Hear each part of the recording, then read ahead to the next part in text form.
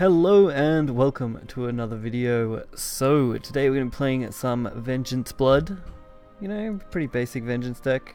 Nothing too special. I personally don't go much on Soul Dealer, but I have one of, so I included it anyway. Other than that, it's all your standard stuff. We're not running any 1-drops, so we can try and force out the Dark Air Jammer, which is pretty easy. And other than that, nothing too overly special. You know, Diabolic Drains for their advantage with 2 gain and a board clearing damage. Anyway, the Razor Claws finishes. I've included a couple demonics, so just that extra little bit of burn to go with the Dark Generals. Devil of Vengeance turn 3 into Belf or Soul Dealer turn 4 for a really good setup. And then your basic 2-drops. This deck has performed quite well for me actually in the last week. It's been quite great, so hopefully you guys enjoy it and we'll get right into the games. Okay, so Game 1 here is versing a Rune. We have a huge advantage being basically an aggro deck. Vengeance Blood is pretty much aggro. There ain't many Rune classes that can really handle aggro in a decent way outside of maybe Earth Rune.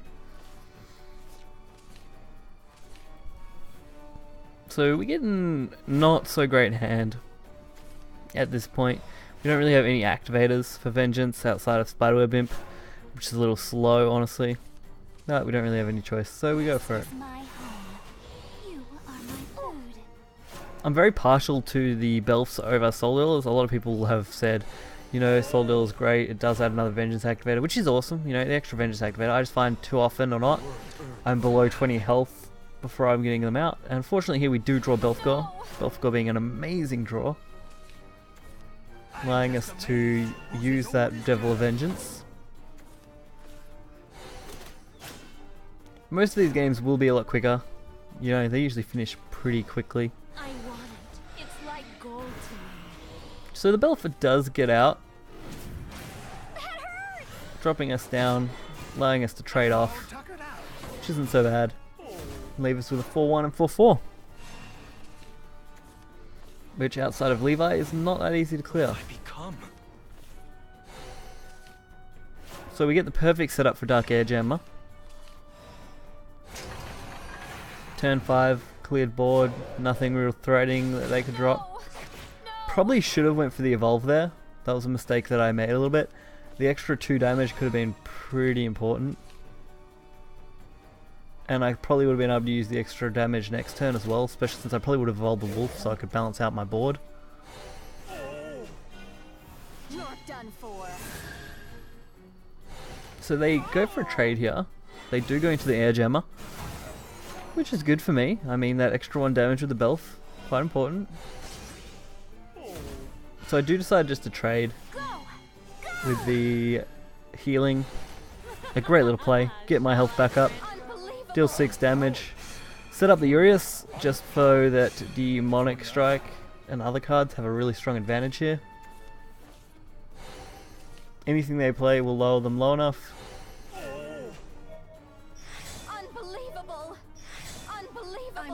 And they concede. So that's the first game over, so we'll go straight into the second game. Okay, so the second game here I believe is a mirror match. Blood v Blood. Time to get started. We do get second, which depending on what you start with isn't so bad. With this variant of Vengeance Blood,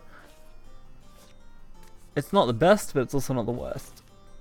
It means you do get the early Belf Evolve, which is awesome if you hit the 4. You also, since we don't run any 1-drops, 1s aren't crucial, so really you're not looking for anything till 2 anyway, which is fine. Fortunately we do draw into Belfgor. Belfgor is just an amazing Vengeance activator.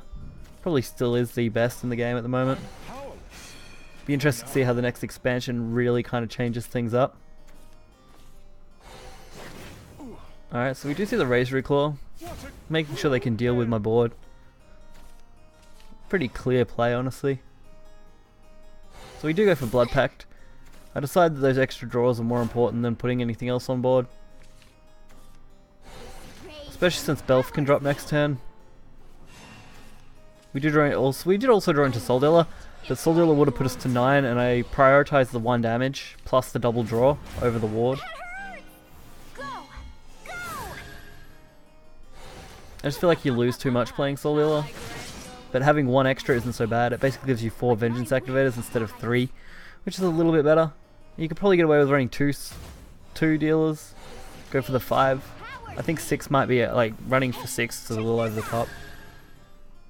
But I haven't been able to test that yet, so we'll just have to wait and see. This game does go pretty quickly. We've actually got double Razor to close out the game next turn. It's probably one of the quickest games I've played in a long time. Fortunately, they don't really have any counter, so that will round things out. Double Razor Claw for game.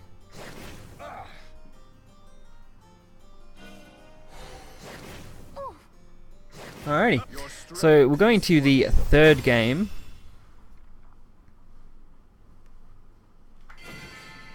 So the third game here is Dragon.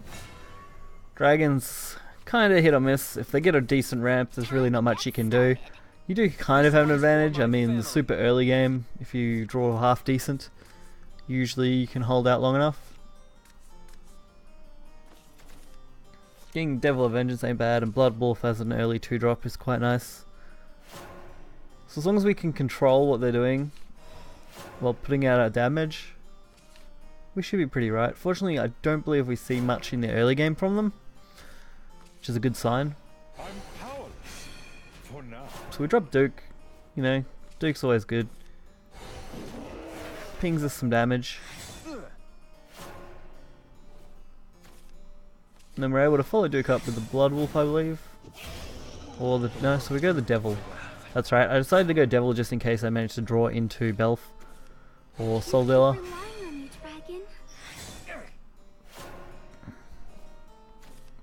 Unfortunately, we don't manage to draw that, but we do just go double Wolf. Take a little bit of damage to deal a bit of damage. We do completely ignore his board. There's no point giving him ramp. Unfortunately, he decides to trade here into the 4-4. Which I thought was a little of an odd play, but I guess he was playing around a Belf combo so that he wouldn't get killed off.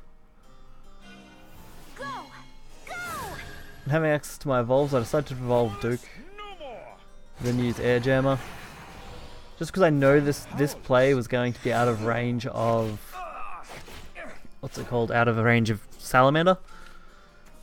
So I'd only be able to wipe out either one of the 3/3s, not both. Leaving me pretty good board. I believe this ends the game because there's nothing else they decide to do. They try and go with the Sybil and they're like, oh, nothing they can really do. There's no one else I'd rather lose to. Alright, and that rounds out this deck. So hopefully you guys enjoyed the video, and I'll catch you guys next. See ya.